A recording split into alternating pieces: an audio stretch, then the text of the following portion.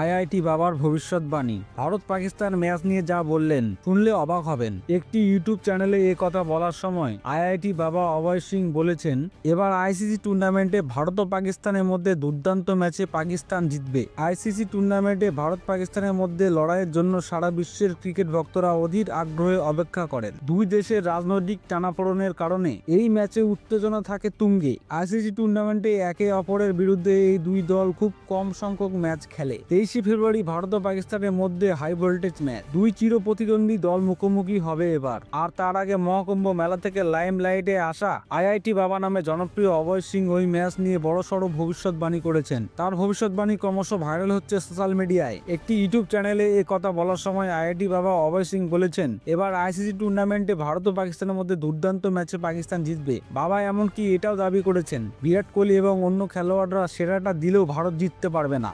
इस बार मैं पहले से बोल रहा हूँ, हाँ। इस बार इंडिया नहीं जीतेगी। चाहे तुम अब उनको विराट कोहली को सबको बोल दो कि अपने जेडी का जोर लगा के आज जीत के दिखा दो, तुम अब जाओ। मैंने मना कर दिया नहीं जीतेगी तो नहीं जीतेगी। अब भगवान बड़े हो गए, तुम बड़े हो, अब देखा जाएगा। ক্রিকেট ভক্তরা তার এই ভিডিও দেখে প্রতিক্রিয়া দিচ্ছেন। সোশ্যাল মিডিয়ায় তাকে ট্রোল করছেন অনেকে। চ্যাম্পিয়ন ট্রফিতে পাকিস্তান ও নিউজিল্যান্ডের মধ্যে গ্রুপের প্রথম ম্যাচ হয়েছে। করাচির ন্যাশনাল স্টেডিয়ামে কিউইদের কাছে 60 রানে হেরেছে পাকিস্তান। এখন দেখার বিষয় আইআইটি বাবা অভয় সিং এর ভবিষ্যৎবাণী কতটা সত্যি হয়। অভয় সিং এখন আইআইটি বাবা নামে পরিচিত। তিনি আইআইটি বোম্বে থেকে পড়াশোনা করেছেন। তিনি 2008 থেকে 2012 ব্যাচে এয়ারস্পেস ইঞ্জিনিয়ারিং এ বিটেক করেছেন। তিনি ইঞ্জিনিয়ারিং এর পরিবর্তে আধ্যাত্মিক জীবন অনুসরণ করার সিদ্ধান্ত নেন। অভয় সিং হরিয়ানায় জন্মগ্রহণ করেন এবং বেড়ে ওঠেন।